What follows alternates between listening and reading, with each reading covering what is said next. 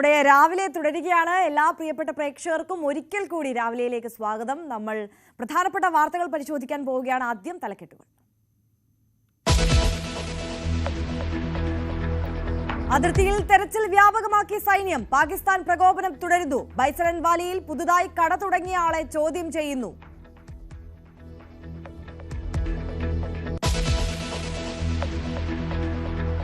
ലഹരി ഉപയോഗിച്ചെന്ന് ഷൈൻ ടോം ചാക്കോ തന്നോട് കുറ്റസമ്മതം നടത്തിയെന്ന് സിബി മലയിൽ. ഷൈൻ എൻ്റെയും ഞങ്ങളുടെ ഓഫീസിലേക്ക് ഷൈനും അമ്മയും വന്നിട്ട്, അമ്മയും അച്ഛനും അദ്ദേഹത്തിൻ്റെ അനിയനും വന്നു.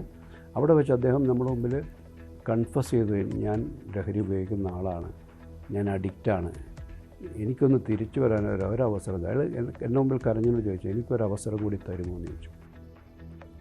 പലർക്കും ലഹരി ഉപയോഗം നിർത്താനാകാത്തത് മലയാള സിനിമയിലെ ചില കൂട്ടുകെട്ടുകൾ കൊണ്ട്. തിരുത്താൻ തയ്യാറുള്ളവരെ ചേർത്ത് പിടിക്കുമെന്നും ഫെഫ്ക പ്രസിഡന്റ് ന്യൂസ് 18 Q18-ൽ.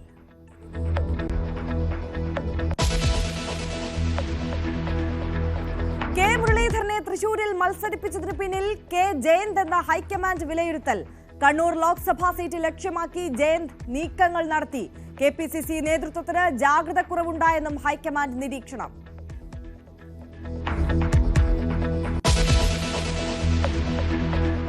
പേവിഷബാധയേറ്റ 7 വയസ്സുകാരിയുടെ നില അതീവ ഗുരുതരമായി തുടരുന്നു. കൊല്ലം സ്വദേശിയായ പെൺകുട്ടി തിരുവനന്തപുരം SAT ആശുപത്രിയിൽ. ജീവൻ രക്ഷിക്കാൻ സാധ്യമായതെല്ലാം ചെയ്യുന്നതായി ആശുപത്രി അധികൃതർ.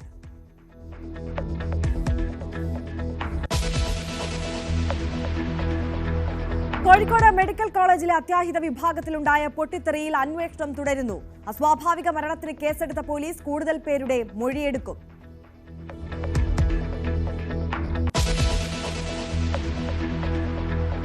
IPL-ൽ ബാംഗ്ലൂരിന് ആവേശ ജയം. അവസാന പന്ത് വരെ നീണ്ട മത്സരത്തിൽ 2 റൺസിന് ചെന്നൈയെ തോൽപ്പിച്ചു. ഇന്ന് 2 മത്സരങ്ങൾ. കൊൽക്കത്ത രാജസ്ഥാനെയും പഞ്ചാബ് ലക്നൌവിനെയും നേരിടും.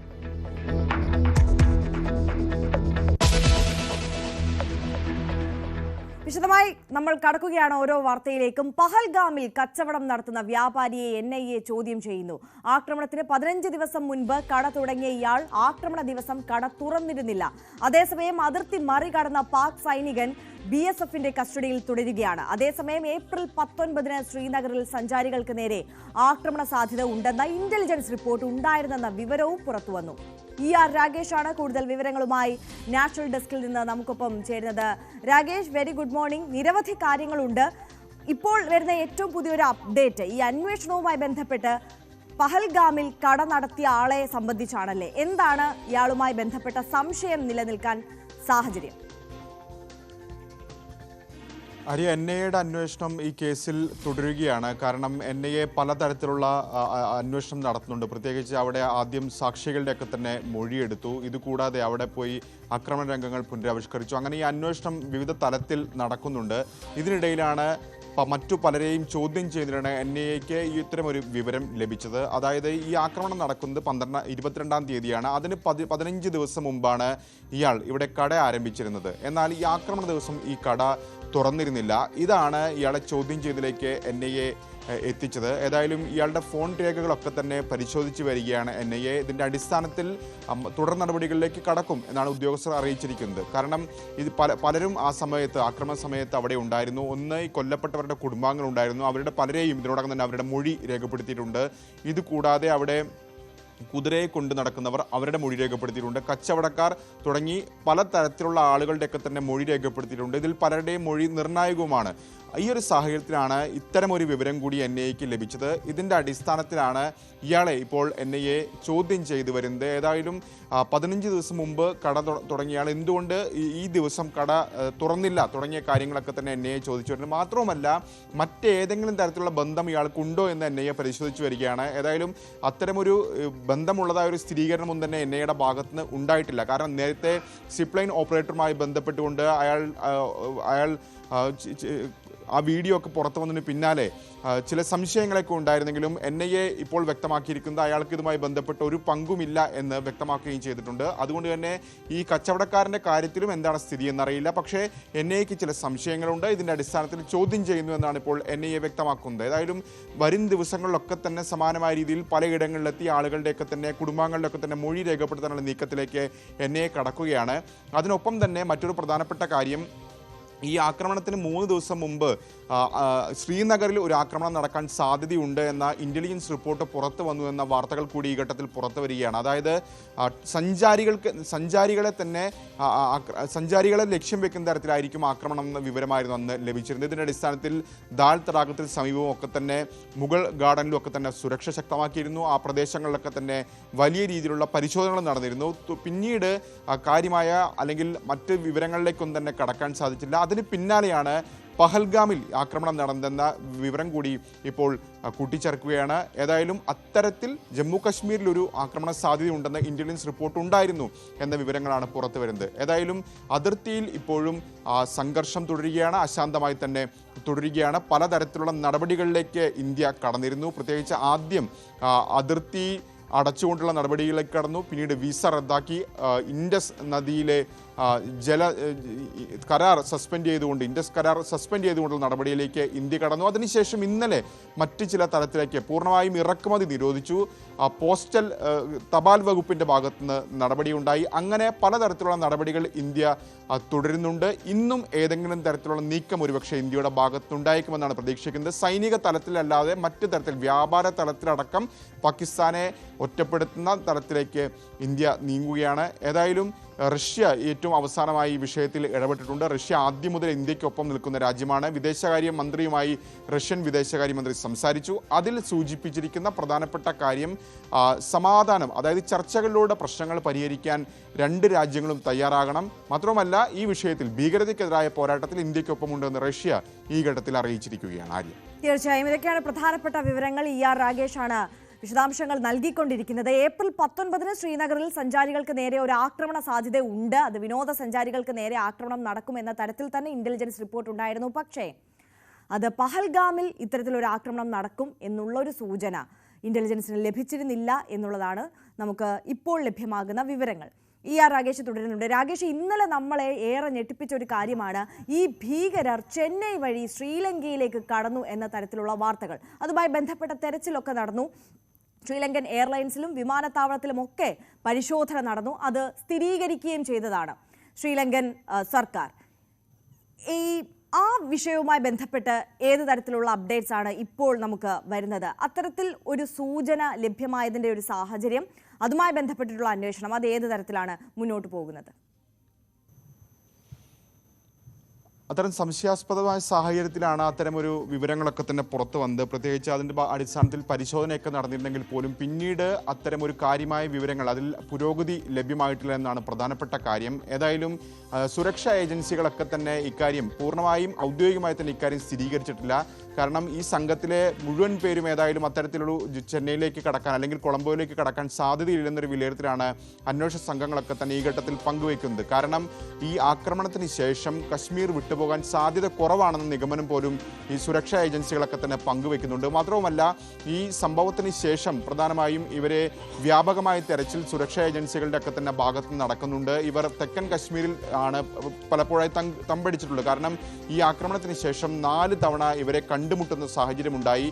മാത്രവുമല്ല ഒരു തവണ അത് ഏറ്റുമുട്ടലിലേക്ക് നീങ്ങുകയും ചെയ്തു. അപ്പോൾ ആ ഒരു ഘട്ടത്തിൽ ഇവർ ഇപ്പോഴും ജമ്മു കശ്മീരിൽ തന്നെ ഉണ്ട് എന്ന നിഗമനം തന്നെയാണ് സുരക്ഷാ ഏജൻസികൾ പങ്കുവെക്കുന്നത്. ഏതായാലും ഈ കൊളംബോ വിമാനത്തിലടക്കം കണ്ട കാര്യങ്ങൾ കൂടി വിശദമായി തന്നെ പരിശോധിച്ച് വരുന്നുണ്ട്. ഏതായാലും ഇവരുമായുള്ള സാദൃശ്യം അടക്കമുള്ള കാര്യങ്ങൾ ഈ ഘട്ടത്തിൽ പരിശോധിച്ച് വരികയാണ്.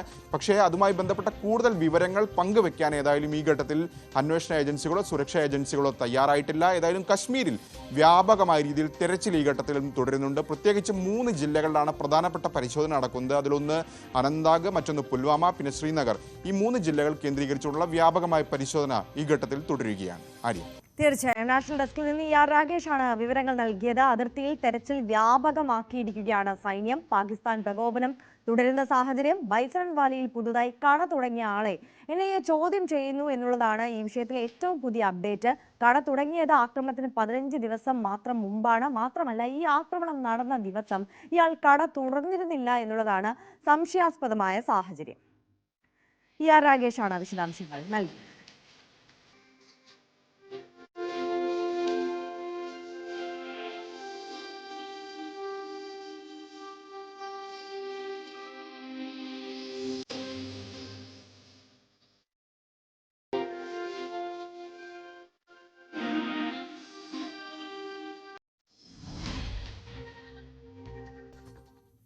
മറ്റൊരു വാർത്തയിലേക്ക് കടന്നാൽ പേവിഷബാധയേറ്റ് തിരുവനന്തപുരം SIT ആശുപത്രിയിൽ ചികിത്സയിൽ കഴിയുന്ന 7 വയസ്സുകാരിയുടെ നില അതീവ ഗുരുതരമായി തുടരുന്നു എന്നുള്ളതാണ്.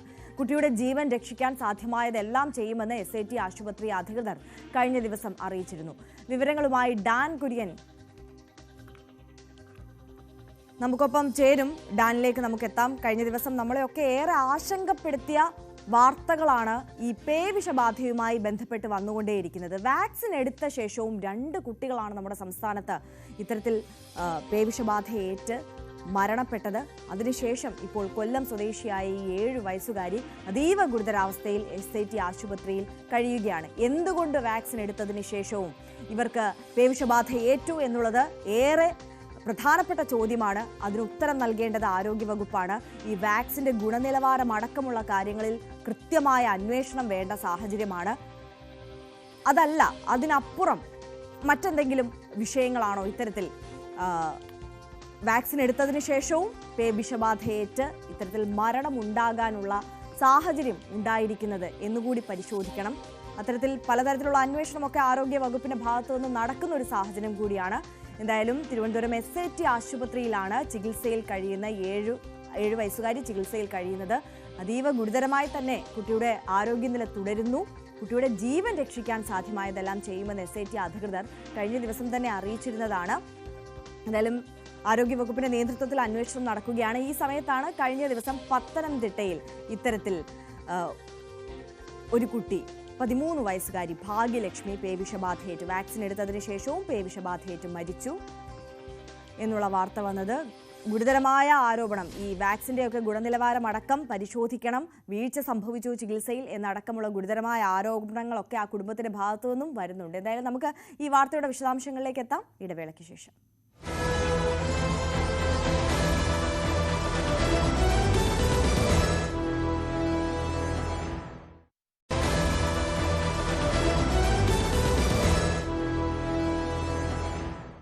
വാർത്തകളിലേക്ക് മടങ്ങിയെത്തുമ്പോൾ നമ്മൾ ഇടവേളയ്ക്ക് ശേഷം സൂചിപ്പിച്ച വാർത്തയിലേക്ക് തന്നെയാണ് ആദ്യം കടക്കുന്നത്. പേവിഷബാധയേറ്റ് തിരുവനന്തപുരം SIT ആശുപത്രിയിൽ ചികിത്സയിൽ കഴിയുന്ന 7 വയസ്സുകാരിയുടെ നില അതീവ ഗുരുതരമായി തുടരുന്നു.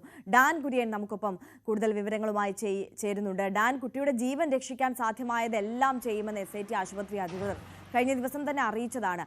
ഈ വാക്സിൻ എടുത്തതിന് ശേഷവും പേവിഷബാധ ഏൽക്കുന്ന സാഹചര്യം, ആളുകൾ മരണപ്പെടുന്ന സാഹചര്യം, അത് എന്തുകൊണ്ട് എന്നുള്ള വലിയ ചോദ്യം അവശേഷിക്കുകയാണ്. ഇതുമായി ബന്ധപ്പെട്ട് എന്തെങ്കിലും ഒരു വിശദീകരണം ആരോഗ്യവകുപ്പിന്റെ ഭാഗത്തു നിന്ന് ഉണ്ടാകുന്നുണ്ടോ?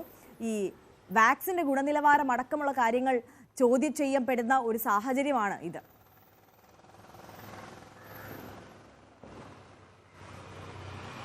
തീർച്ചയായിട്ടും ഇത് സംബന്ധിച്ച് വലിയ തരത്തിലുള്ള ഒരു ആശങ്ക ഉയരുന്ന സാഹചര്യമാണ് ഇപ്പോൾ ഉണ്ടായിരിക്കുന്നത്. കാരണം കഴിഞ്ഞ ദിവസം മെഡിക്കൽ കോളേജ് SIT ആശുപത്രിയിലെ ICUവിൽ പ്രവേശിപ്പിച്ചിരിക്കുന്ന കുട്ടിക്ക് വാക്സിൻ എടുത്തതാണ്. അതിനുശേഷമാണ് ഈ നായകടി ഏൽക്കുന്നത്. അതിനുശേഷമാണ് കഴിഞ്ഞ ദിവസം പരിശോധനയ്ക്കിടയിൽ പേവിഷബാധ സ്ഥിരീകരിക്കുന്ന സാഹചര്യമുണ്ടായത്. അപ്പോൾ ഇതെങ്ങനെയാണ് സംഭവിച്ചത് എന്ന കാര്യത്തിൽ ഇപ്പോഴും ഒരു അവ്യക്തത തുടരുന്നുണ്ട്. അതുമായി ബന്ധപ്പെട്ട വിശദമായ പരിശോധനകൾ ആരോഗ്യവകുപ്പിന്റെ ഭാഗത്തുനിന്ന് ഇതിനോടകം തന്നെ ആരംഭിച്ചിട്ടുണ്ട്. വളരെ ജാഗ്രതയോടെ തന്നെയാണ് ഈ വിഷയത്തെ ഗൗരവത്തോടെയാണ് നോക്കിക്കാണുന്നതെന്ന് ആരോഗ്യവകുപ്പ് ഇതിനോടകം അറിയിക്കുകയും ചെയ്തിട്ടുണ്ട്. പക്ഷേ ഈ ചികിത്സയിൽ തുടരുന്ന കുട്ടിയുടെ ആരോഗ്യനില സംബന്ധിച്ച ഇന്നലെ പുറത്തു വന്ന വിവരങ്ങൾക്ക്, അതായത് SIT ആശുപത്രി സൂപ്രണ്ട് ഇന്നലെ മാധ്യമങ്ങളെ കണ്ടിരുന്നു. അപ്പോൾ ആ മാധ്യമങ്ങളോട് പ്രതികരിച്ച വിവരങ്ങൾക്കപ്പുറത്തേക്ക് ഔദ്യോഗികമായ മറ്റ് വിശദാംശങ്ങളൊന്നും ഇതുവരെ പുറത്തു വന്നിട്ടില്ല. തൽസ്ഥിതി തുടരുന്നു എന്ന സൂചനകളാണ് നമുക്ക് ലഭിക്കുന്നത്. പക്ഷേ ഈ നായകടി ഏൽക്കുന്നത് പതിവാകുകയും പക്ഷേ വാക്സിനുകൾക്ക് അതിനെ പ്രതിരോധിക്കാൻ കഴിയാതിരിക്കുന്ന ഒരു സാഹചര്യം ഉണ്ടാകുകയും ചെയ്താൽ സ്ഥിതി ഗുരുതരമാകും. അതുകൊണ്ട് തന്നെ വാക്സിനുകളുടെ ഗുണനിലവാരം ഉറപ്പാക്കുന്നതിന് വേണ്ടിയിട്ടുള്ള അടിയന്തരമായ ഇടപെടൽ ആരോഗ്യവകുപ്പിന്റെ ഭാഗത്തുനിന്ന് ഉണ്ടാകണമെന്ന ആവശ്യമാണ് ഉയരുന്നത്.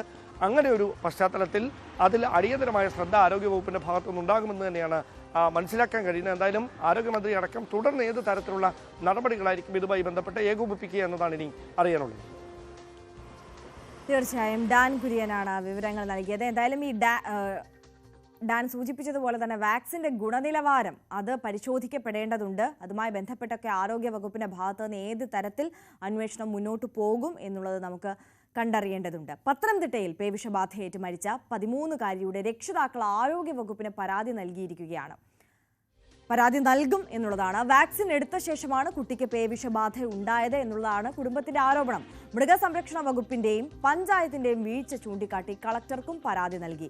ശശിനാരായണൻ കൂടുതൽ വിവരങ്ങളുമായി ചേരുകയാണ്. ശശിനാരായണൻ, ഇത്തരത്തിൽ വാക്സിൻ എടുത്ത ശേഷം ഒരു മരണം സംഭവിക്കുക എന്നുള്ളത് ഏറെ ആശങ്കപ്പെടുത്തുന്ന സാഹചര്യമാണ്. പക്ഷേ ഈ പേവിഷബാധ ഉണ്ടായത് വാക്സിൻ എടുത്തതിന് ശേഷമാണ് എന്നുള്ള കുടുംബത്തിന്റെ ഒരു വലിയ ആരോപണം, അത് ഏത് സാഹചര്യത്തിലാണ്? എന്താണ് അവരുടെ പരാതി? ഡിസംബർ 13-നാണ് ഈ പെൺകുട്ടി പേവിഷബാധയേറ്റ് പെൺകുട്ടിക്ക് നായ കടിച്ച് പേവിഷബാധ ഏൽക്കുന്നത്. തുടർന്ന് ആശുപത്രിയിൽ കൊണ്ടുവന്നു. അത്തരത്തിലെല്ലാ ചികിത്സയും നടത്തിയതിനു ശേഷവും വാക്സിൻ എടുത്തതിനു ശേഷമെല്ലാം ഏപ്രിൽ 9-ാം തിരുവല്ല പുല്ലാട് സ്വദേശി ഭാഗ്യലക്ഷ്മി മരിക്കുന്നത്. എന്തായാലും കുട്ടിയുടെ മരണവുമായി ബന്ധപ്പെട്ട് വലിയ വിവാദങ്ങൾ, ആരോപണങ്ങൾ കുടുംബം ഉന്നയിക്കുന്നു. അത് പ്രധാനമായും ഈ നായ കഴിച്ചതിന് ശേഷം പൂർണ്ണമായും വാക്സിൻ എല്ലാം എടുത്തതിന് ശേഷം കുട്ടി മരിക്കുന്ന സാഹചര്യം ഉണ്ടായിരിക്കുന്നു. എന്തായാലും ആരോഗ്യവകുപ്പിനെതിരെ വളരെ വിമർശനം കൂടി കുടുംബം ഉന്നയിക്കുന്നു. ഇത്തരം പ്രശ്നങ്ങളൊക്കെ ഉണ്ടായിട്ടും ഈ കുട്ടിക്ക് ആശുപത്രി ചികിത്സയിലായിരുന്ന സമയത്തും തിരുവല്ലയിലും ഒപ്പം കൊച്ചിയിലെ സ്വകാര്യ ആശ്രയമെല്ലാം ഈ ഭാഗ്യലക്ഷ്മി ചികിത്സയിലായ സമയത്ത് 13-കാരി ചികിത്സയിലായ സമയത്തൊന്നും ആരോഗ്യവകുപ്പിന്റെ കാര്യമായ ഒരു ഇടപെടലോ കുടുംബത്തിന്റെ കാര്യങ്ങളിൽ മറ്റു കാര്യങ്ങൾ അന്വേഷിക്കുകയോ മറ്റു കാര്യങ്ങളൊന്നും ചെയ്തില്ല എന്നുള്ള ആരോപണം കൂടി ഇപ്പൊ കുടുംബം ഉന്നയിക്കുന്നുണ്ട്. അതുപോലെ തന്നെ പഞ്ചായത്തിന്റെ ഈ വളർത്തുനായ്ക്ക് പേവിഷബാധ ഉണ്ടായി കുട്ടിയെ കടിച്ചതിന് ശേഷം 3-ാമത്തെ ദിവസം നായ ചത്തു. അതിന്റെ പോസ്റ്റ്മോർട്ടം നടപടികൾ പൂർത്തിയായപ്പോൾ തന്നെ നായ്ക്ക് പേവിഷബാധ ഉണ്ടെന്ന് സ്ഥിരീകരിച്ചിരുന്നു. ഇതിനുശേഷം ഒന്നും ഈ ആരോഗ്യവകുപ്പ് വീട്ടിലെത്തിക്കുകയോ മൃഗസംരക്ഷണ വകുപ്പ് വീട്ടിലെത്തിക്കുകയോ അത്തരം കാര്യങ്ങളൊന്നും തന്നെ ചെയ്തില്ല എന്നാണ് കുടുംബം മുന്നോട്ട് വെക്കുന്നത്. എന്തായാലും ഗൗരവകരമായ കാര്യമാണ്. 13 വയസ്സുകാരി പേവിഷബാധ ഏറ്റ് മരിച്ചതിന് ശേഷം ആരോഗ്യവകുപ്പിന്റെ ഭാഗത്തു നിന്നും കടുത്ത അനാസ്ഥയുണ്ട് എന്നുള്ള കാര്യം കൂടി കുടുംബം ആരോപിക്കുന്നു. ഈ വാക്സിന്റെ ഗുണനിലവാരത്തിൽ പോലും സംശയിക്കുകയാണ്. കാരണം കൃത്യമായി കടിയേറ്റതിനു ശേഷം ഉടൻ തന്നെ കോഴഞ്ചേരി ജില്ലാ ആശുപത്രിയിൽ കുട്ടിയുമായി കുടുംബം എത്തുന്നു. അതിനുശേഷം കൃത്യമായ രീതിയിൽ വാക്സിൻ എടുക്കുന്നു. വാക്സിൻ എടുത്തതിനു ശേഷം ഡിസംബർ 13-നാണ് നായയുടെ കടിയേക്കുന്നത്. തുടർന്ന് ഏപ്രിൽ 2-ന് കുട്ടിക്ക് നില വഷളാവുന്നു. തുടർന്ന് 9-ാം തീയതി കൂടി കുട്ടി മരിക്കുന്ന സാഹചര്യം ഉണ്ടാകുന്നു. ഇത്രയും വാക്സിൻ എടുത്തതിനു ശേഷം കുട്ടി മരിക്കാനുണ്ടായ സാഹചര്യം അത് ഈ വാക്സിന്റെ ഗുണനിലവാരത്തെക്കുറിച്ചും സംശയമുണ്ടെന്നുള്ള കാര്യമാണ് കുടുംബം മുന്നോട്ട് വെക്കുന്നത്. എന്തായാലും ആരോഗ്യവകുപ്പിനെതിരെയും മൃഗസംരക്ഷണ വകുപ്പിനെതിരെയും വലിയ രീതിയിലുള്ള വിമർശനങ്ങളും ഒപ്പം കുടുംബം പരാതി നൽകാൻ കൂടി രംഗത്ത് വന്നിരിക്കുകയാണ്. ഇത്തരമൊരു ഗുരുതര സാഹചര്യം ഉണ്ടായിട്ട് പോലും ഈ കുട്ടി മരിച്ചതിന് ശേഷവും ആരോഗ്യവകുപ്പുകാർ വീട്ടിൽ വരികയോ വിവരങ്ങൾ അന്വേഷിക്കുകയോ ചെയ്തിട്ടില്ല എന്നുള്ള കാര്യം ആശുപത്രിയിലായ സമയത്തും വേണ്ട രീതിയിൽ ഈ കാര്യങ്ങൾ ആരോഗ്യവകുപ്പിന് ആളുകൾ അന്വേഷിക്കുകയോ ചെയ്തില്ലെന്നൊരു പരാതി കൂടി പറഞ്ഞു. മൃഗസംരക്ഷണ വകുപ്പിൽ മരിച്ച ദിവസങ്ങൾക്ക് ശേഷമാണ് ഈ പേവിഷബാധ ഏറ്റാണ് ഈ മരണം സംഭവിച്ചത് എന്നുള്ള വാർത്ത പുറത്തേക്ക് എത്തുന്നത്. ഇത് ആരോഗ്യവകുപ്പ് മനഃപൂർവ്വം മറച്ചു വെച്ചു എന്നുള്ളൊരു ആരോപണം കൂടി കുടുംബത്തിന്റെ ഭാഗത്തു നിന്നുണ്ടല്ലേ? തീർച്ചയായും അത് തന്നെയാണ്. കാരണം എന്തായാലും ഇത്രയും ഒരു ഗുരുതരമായ ഒരു വീഴ്ച ആരോഗ്യവകുപ്പിന്. കാരണം കുട്ടിക്ക് പേവിഷബാധ സ്ഥിരീകരിച്ചതിന് ശേഷം കുടുംബം ഈ കുട്ടിയുമായി ചികിത്സയ്ക്ക് പോകുന്ന സമയത്തൊന്നും ആരോഗ്യവകുപ്പിന്റെ ഒരു ഇടപെടൽ ഉണ്ടായില്ല എന്നുള്ള കടുത്ത വിമർശനം, ആരോപണമാണ് കുടുംബം മുന്നോട്ട് വെക്കുന്നത്. അതുപോലെ തന്നെ മൃഗസംരക്ഷണ വകുപ്പിനെതിരെയും ഉണ്ട്. കാരണം ഈ വളർത്തുനായാണ് ഈ കുട്ടിയെ കടിക്കുന്നത്. തൊട്ടടുത്ത വീട്ടിലെ വളർത്തുനായാണ് കുട്ടിയെ കടിക്കുന്നത്. 3-ാമത്തെ ദിവസം കുട്ടിയെ കടിച്ച ശേഷം ഈ നായ ചത്തിരുന്നു. അതിന് പോസ്റ്റ്മോർട്ടം നടത്തിയ സമയത്താണ് ഈ പേവിഷബാധ നായി കൊണ്ടെന്ന് മനസ്സിലാക്കുന്നത്. പക്ഷെ കുട്ടിക്ക് വാക്സിൻ എടുത്തുകൊണ്ട് ആശങ്കയില്ല എന്നൊരു സാഹചര്യമാണ് കുടുംബത്തിലുണ്ടായത്. പക്ഷേ ഡിസംബർ മുതൽ ജനുവരി, ഫെബ്രുവരി ഇങ്ങനെ ഡിസംബറിലുള്ള 2-3 മാസമായും ഈ വാക്സിൻ എടുത്തതിന് ശേഷവും പ്രശ്നങ്ങളില്ലായിരിക്കും. പെട്ടെന്നാണ് ഏപ്രിൽ മാസം 2-ാം തീയതി ഈ കുട്ടിക്ക് പെട്ടെന്നൊരു അവശത ഉണ്ടാവുകയും ഉടൻ തന്നെ ആശുപത്രിയിലെത്തിക്കുകയും ആദ്യം തിരുവല്ല സ്വകാര്യ ആശുപത്രിയിലും പിന്നീട് കോട്ടയം മെഡിക്കൽ കോളേജിലും അതിനുശേഷമാണ് കൊച്ചിയിൽ സ്വകാര്യ ആശുപത്രി പ്രവേശിക്കുന്നത്. സ്വകാര്യ ആശുപത്രി വെച്ചാണ് ഏപ്രിൽ 9-ാം തീയതി ഈ കുട്ടി മരിക്കുന്നത്. ഈ സാഹചര്യങ്ങളൊക്കെ ഉണ്ടാവുന്ന സമയത്ത് ഇതിൽ കാര്യമായ രീതിയിൽ ആരോഗ്യവകുപ്പിന്റെ ഇടപെടൽ ഈ വീടുമായി വിഷയങ്ങൾ അന്വേഷിക്കുകയോ മറ്റു കാര്യങ്ങളിലൊന്നും തന്നെ ആരോഗ്യവകുപ്പ് ചെയ്തില്ല എന്നുള്ളൊരു കാര്യം കൂടി കുടുംബം ആരോപണമായി ഉന്നയിക്കുന്നു. മൃഗസംരക്ഷണ വകുപ്പിന് അത്തരത്തിൽ വീഴ്ചയുണ്ട്. കാരണം ഈ വാക്സിൻ എടുത്ത ശേഷം നായ ചത്തതിന് ശേഷം ഇത്തരം കാര്യങ്ങളിലൊക്കെ മൃഗസംരക്ഷണ വകുപ്പും കാര്യമായ രീതിയിൽ അന്വേഷിച്ചിട്ടില്ല എന്നുള്ള കാര്യമാണ് ഇപ്പോൾ ഗുരുതരമായ വീഴ്ച രണ്ട് വകുപ്പിനും ഉണ്ടായി എന്നുള്ള കാര്യം കൊണ്ടാണ് പരാതിയുമായി കുടുംബം ഇപ്പോൾ രംഗത്തെത്തിയിരിക്കുന്നത്. ഹരിയ. അതെ ശശിനാരായണൻ, ഈ വാക്സിൻ എടുക്കുന്നതുമായി ബന്ധപ്പെട്ട് ഈ ആരോഗ്യ വിദഗ്ധർ ചൂണ്ടിക്കാണിക്കുന്ന ഒരു കാര്യമുണ്ട്. ഈ വാക്സിൻ എടുത്തു എന്നതിനപ്പുറം എപ്പോൾ, എത്ര സമയത്തിനകം, കടിയേറ്റ് എത്ര സമയത്തിനകം നമ്മളത് എടുത്തു എന്നുള്ളതും നിർണായകമായ കാര്യമാണ്. ഈ അയൽവീട്ടിലെ വളർത്തുനായയുടെ കടിയാണ് ഈ കുട്ടിക്ക് ഏറ്റത്. വളരെ പെട്ടെന്ന് തന്നെ ആശുപത്രിയിൽ എത്തിച്ച് ഈ വാക്സിൻ എടുത്തിരുന്നു ഈ കുടുംബം.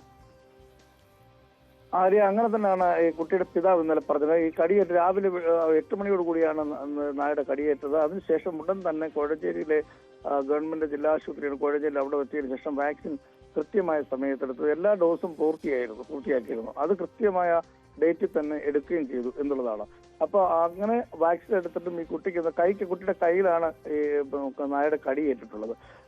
അതിനുശേഷം ഇത്തരം കുട്ടിക്ക് ഈ പേവിഷബാധ ഉണ്ടായതാണ് ഈ കുടുംബത്തെ ആശങ്കയിലാക്കുന്നത്. വാക്സിന്റെ ഗുണനിലവാരം പോലും അവർ സംശയിക്കുന്നത്. പക്ഷേ ഇതിനകത്ത് വേറൊരു കാര്യം എന്ന് പറയുന്നത്, നമുക്കറിയാം ഡോക്ടർമാരും ഒക്കെ പറയുന്നൊരു കാര്യം, ഈ കടിയേറ്റതിനു ശേഷം ഈ കുട്ടികളുടെ ഈ ഞരമ്പിനെ ബാധിക്കുന്നത് അല്ലെങ്കിൽ നാഡീവ്യൂഹത്തിലേക്കുള്ള ആഴത്തിലുള്ള മുറിവുകളോ മറ്റു കാര്യങ്ങളോ ഉണ്ടായാൽ അത് പെട്ടെന്ന് തന്നെ ഇതിന്റെ വൈറസ് തലച്ചോറിനെ ബാധിക്കാൻ സാധ്യതയുണ്ട്. അതുകൊണ്ട് തന്നെ ഈ വാക്സിൻ എടുത്താൽ പോലും വാക്സിൻ എടുക്കുന്നതിന് മുമ്പ് തന്നെ ഈ വൈറസ് ഒരുപക്ഷെ തലച്ചോറിൽ എത്താൻ സാധ്യതയുണ്ട്. അതുകൊണ്ട് തന്നെ ഇതിന്റെ ഒരു ശതമാനം അത് പേവിഷബാധ ഏൽക്കാനുള്ള സാധ്യത വളരെ കൂടുതലാണ് എന്നുള്ളതാണ് ആരോഗ്യ വകുപ്പിലുള്ള വിദഗ്ധർ കൂടി പറയുന്നത്. അത്തരം ഒരു സാഹചര്യം കയ്യിലാണ് ഈ കുട്ടിയുടെ നായ കടിച്ചിട്ടുള്ളത്. അതുകൊണ്ട് തന്നെ വാക്സിൻ എടുക്കാൻ ഇവര് സോപ്പും വെള്ളവും ഉപയോഗിച്ച് വാഷ് ചെയ്തതിനു ശേഷമാണ് കൃത്യമായ ആശുപത്രിയിലെത്തിയത്. പക്ഷേ ഈ സമയങ്ങളൊക്കെ ചിലപ്പോൾ ഒരു പക്ഷേ അതിനകത്തുണ്ടായ ഒരു വ്യത്യാസമായിരിക്കും. അല്ലെങ്കിൽ വാക്സിൻ എടുത്ത സമയത്തുള്ള ആളുകളുടേതായ പോരായ്മ മറ്റു കാര്യങ്ങളുണ്ടോ എന്നുള്ള ആരോഗ്യ ജീവനക്കാരുടെ എന്തെങ്കിലും പോരായ്മ ഉണ്ടോ എന്നുള്ള കാര്യങ്ങളൊക്കെ അതൊക്കെ പരിശോധിക്കേണ്ടിയിരിക്കുന്നു. എന്തായാലും കുടുംബം ഉന്നയിക്കുന്ന ഈ ആരോഗ്യവകുപ്പിനെതിരെയും ഒപ്പം മൃഗസംരക്ഷണ വകുപ്പിനെതിരെയുള്ള ഗുരുതരമായ വീഴ്ച ഉണ്ടായിട്ട്. കാരണം ഇത്തരം ഒരു സംഭവം ഉണ്ടായിട്ട് ഈ കുട്ടിക്ക് ഇത്രയും ഗുരുതരമായ ചികിത്സയിലായതിനു ശേഷം ആരോഗ്യവകുപ്പിന്റെ പഞ്ചായത്തിൽ നിന്നുള്ള ആളുകൾ ആരും തന്നെ അന്വേഷിച്ചില്ല എന്നുള്ള കാര്യമാണ് ഈ കുടുംബം മുന്നോട്ട് വെക്കുന്നത്. അത്തരം ഒരു വിമർശനം ഉണ്ട്. അതുകൊണ്ട് പരാതിയായി കുടുംബം രംഗത്തുണ്ട് എന്നുള്ളതാണ് ഇപ്പോൾ നമുക്ക് പങ്കുവെക്കാനുള്ളത്. ആര്യ. ശരി, ശശിനാരായണനാണ് പത്തനംതിട്ടയിൽ നിന്ന് വിശദമായ വിവരങ്ങൾ നൽകിയത്. ശശിനാരായണൻ സൂചിപ്പിച്ചതുപോലെ തന്നെ ഈ ആരോഗ്യവകുപ്പിന്റെ ഭാഗത്തു നിന്ന്, അധികൃതരുടെ ഭാഗത്തു നിന്നൊക്കെ വന്ന വീഴ്ചയെക്കുറിച്ച് ഈ കുടുംബം മുന്നോട്ട് വയ്ക്കുന്ന പരാതിയുണ്ട്. അതിനപ്പുറം എല്ലാവരുടെ കാര്യം എടുത്താൽ പോലും ഈ വാക്സിൻ എടുക്കുന്ന സമയം അത് വളരെ പ്രധാനമാണ്. ഈ കടിയേറ്റ് നമ്മൾ ഉടനടി അത് സോപ്പ് ഉപയോഗിച്ച് ആ കടിയേറ്റ ഭാഗം കഴുകണം എന്നുള്ളത് ഏറ്റവും പ്രധാനപ്പെട്ട ഒരു കാര്യമാണ്. അതോടൊപ്പം തന്നെ എത്രയും പെട്ടെന്ന് ആശുപത്രിയിലെത്തി വാക്സിൻ എടുക്കുക എന്നുള്ളതും പ്രധാനപ്പെട്ട കാര്യമാണ്. ഒരു ചെറിയ കാലതാമസം പോലും മരണത്തിലേക്ക് നയിക്കാവുന്ന സാഹചര്യം, ഈ മരുന്ന്, ഈ വാക്സിൻ ഫലപ്രദമാകാതെ പോകും എന്നുള്ളൊരു സാഹചര്യമാണ്. പക്ഷെ എന്നിരുന്നാൽ പോലും അത്തരത്തിൽ കൃത്യമായ ഈ മാനദണ്ഡങ്ങളെല്ലാം പാലിച്ചിട്ടും സംസ്ഥാനത്ത് ഇത്തരത്തിൽ പേവിഷബാധയേറ്റ് മരണം സംഭവിക്കുന്നുണ്ട് എന്നുള്ളതാണ് വലിയ ആശങ്കയായി നിലനിൽക്കുന്നത്.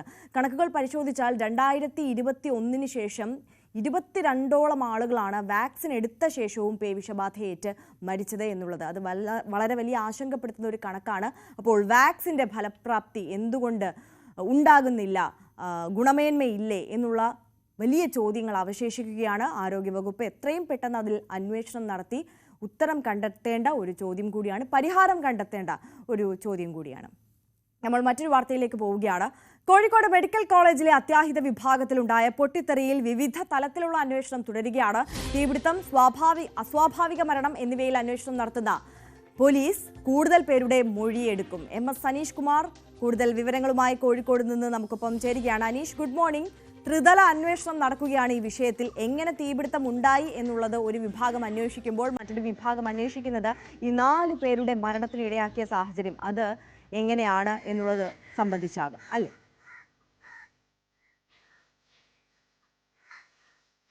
തീർച്ചയായും 3 തരത്തിലെ അന്വേഷണം ഇപ്പോൾ പുരോഗമിക്കുകയാണ്. ഇന്നലെ തന്നെ ഈ ഫോറൻസിക് വിദഗ്ധർ ഈ തീപിടുത്തം നടന്ന സ്ഥലത്തെത്തി പരിശോധനകൾ നടത്തിയിരുന്നു. ഒപ്പം ഇലക്ട്രിക്കൽ ഇൻസ്പെക്ടറേറ്റിലെ ഉദ്യോഗസ്ഥരും സ്ഥലത്തെത്തി പരിശോധനകൾ നടത്തിയിരുന്നു. അവരാണ് ഈ തീപിടുത്തവുമായി ബന്ധപ്പെട്ട സാങ്കേതിക കാര്യങ്ങൾ കണ്ടുപിടിക്കേണ്ടത്. കാരണം ഈ MRI സ്കാൻ റൂമിലെ UPS ആണ് പൊട്ടിത്തെറിച്ച് തീപിടുത്തമുണ്ടായത്. ആ ബാറ്ററികൾ പുറത്തേക്ക് പിന്നീട് മാറ്റുകയും ചെയ്തിരുന്നു. അതുകൊണ്ട് എന്ത് സാഹചര്യത്തിലാണ് ഈ പൊട്ടിത്തെറി ഉണ്ടായതെന്ന് പരിശോധിക്കണം. ഏതാണ്ട് 1 വർഷത്തിൽ അടുത്ത് മാത്രമേ ഫിലിപ്സിൻ്റെ ഈ മെഷീൻ അവിടെ സ്ഥാപിച്ചിട്ടുണ്ടായിരുന്നുള്ളൂ. ഇതിൻ്റെ പരിപാലനവും മറ്റ് അറ്റകുറ്റപ്പണികളുമൊക്കെ നടത്തുന്നത് ഈ കമ്പനി നേരിട്ടായിരുന്നു. 6 മാസം മുമ്പും അവിടെ അറ്റകുറ്റപ്പണികൾ നടത്തിയതായി ഈ രേഖപ്പെടുത്തിയിട്ടുണ്ട്. മറ്റ് സാങ്കേതികമായ ഒരു തടസ്സങ്ങളും ഈ മെഷീന് ഉണ്ടായിരുന്നില്ല. അല്ലെങ്കിൽ അത്തരം UPS റൂമിൽ നിന്നും ഇത്തരമൊരു പ്രശ്നങ്ങളൊന്നും റിപ്പോർട്ട് ചെയ്തിട്ടില്ല എന്നും പറയുന്നു. അതുകൊണ്ട് ഈ ഷോർട്ട് സർക്യൂട്ട് ഉണ്ടായതാണോ അപകട കാരണം, അല്ലെങ്കിൽ ഈ ബാറ്ററിക്കുള്ളിൽ എന്തെങ്കിലും തകരാറുകൾ ഉണ്ടായപ്പോൾ ബാറ്ററികൾ പൊട്ടിത്തെറിക്കുകയും ഈ പൊട്ടിത്തെറിക്കുമ്പോൾ അല്ലെങ്കിൽ മുറിക്കുള്ളിൽ ഈ പുക പ്രത്യക്ഷമാവുമ്പോൾ തന്നെ അടഞ്ഞു പോകുന്ന തരത്തിലുള്ള സാങ്കേതിക സംവിധാനം ആ മുറിക്കുണ്ടോ എന്നതടക്കമുള്ള കാര്യങ്ങളൊക്കെ പരിശോധിച്ച് വരികയാണ്. എന്തായാലും അതിൻ്റെ ഒരു അന്തിമ റിപ്പോർട്ട് വളരെ ചുരുങ്ങിയ സമയത്തിനുള്ളിൽ നൽകണമെന്നാണ് അറിയിച്ചിരുന്നത്. ഇന്നലെ തന്നെ നമ്മളോട് ചില ജീവനക്കാർ സംസാരിച്ചിരുന്നു. നഴ്സിംഗും അസിസ്റ്റന്റുമാരും നഴ്സിംഗ് ഓഫീസർമാരും ഒക്കെ സംസാരിച്ചിരുന്നു. അതായത് ഈ മുറിക്കുള്ളിൽ നിന്നും വലിയ ഒരു ശബ്ദം, ഒരാൾ ഉള്ളിൽ നിന്നും കൊട്ടുന്ന രീതിയിലുള്ളൊരു ശബ്ദം കേൾക്കുന്നു. തങ്ങളൊക്കെ ഓടി ആ കതകിൻ്റെ അവിടേക്ക് ചെല്ലുമ്പോൾ അത് തുറക്കാൻ പറ്റാത്ത ഒരു സാഹചര്യത്തിൽ നിൽക്കുന്നു.